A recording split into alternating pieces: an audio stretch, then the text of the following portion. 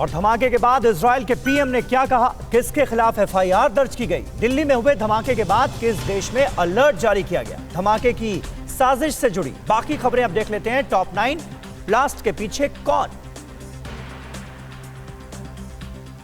दिल्ली में इजरायली दूतावास के पास धमाके के बाद गृह मंत्री अमित शाह ने एक आपात बैठक बुलाई। बैठक में सुरक्षा और खुफिया एजेंसियों के सभी बड़े अधिकारी मौजूद रहे। गृह मंत्री ने धमाके को लेकर अधिकारियों से पूरी जानकारी ली और सुरक्षा को लेकर अलर्ट रहने के निर्देश दिए। इजरायली एम्बेसी के पास हुए धमाके को लेकर दिल्ली पुलिस की स्पेशल सेल ने यूएपीए, एक्सप्लोजिव एक्ट और आईपीसी की धारा 120B के तहत केस दर्ज किया है। सूत्रों के मुताबिक बम को मिट्टी के नीचे थोड़ा दबा कर रखा गया था और उसके ऊपर एक प्लाईवुड का टुकड़ा रखा हुआ था।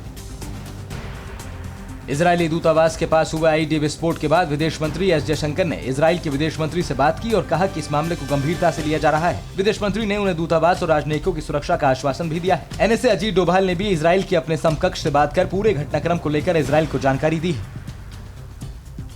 इजरायली दूतावास के पास हुए आईडी ब्लास्ट के बाद भारत में इजरायल के राजदूत रॉन मल्का ने इसे आतंकी हमला करार दिया है। उन्होंने कहा कि भारत इजरायल के बीच कूटनीतिक संबंधों की शुरुआत की 29वीं एनिवर्सरी के मौके पर हुए धमाके को इजरायल आतंकी घटना की तरह देखता है।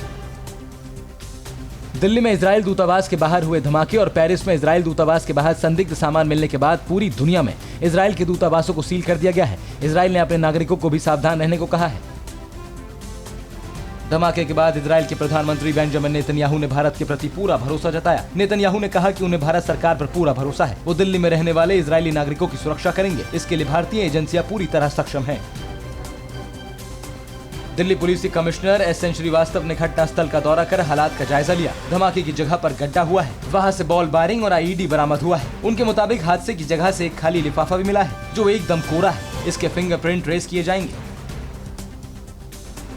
दिल्ली में हुए धमाके के बाद फ्रांस की राजधानी पेरिस में भी इजरायली दूतावास के बाहर संदिग्ध चीज बरामद हुई है। पेरिस में संदिग्ध वस्तु के मिलने के बाद फ्रांस ने आवश्यक यात्राओं को छोड़कर गैर ईयू देशों की सीमाओं को बंद कर दिया है। दिल्ली में हुए धमाके को लेकर इजरायल के पत्रकार ने बड़ा दावा किया है। इजरायली पत्रकार के मुताबिक धमाके के पीछे ईरान का हाथ है। इजरायली पत्रकार ने ईरानियन कुड्स फोर्स पर धमाके का आरोप लगाया है। इस बीच इजरायल की जांच एजेंसी धमाके की पड़ताल के लिए दिल्ली आएगी।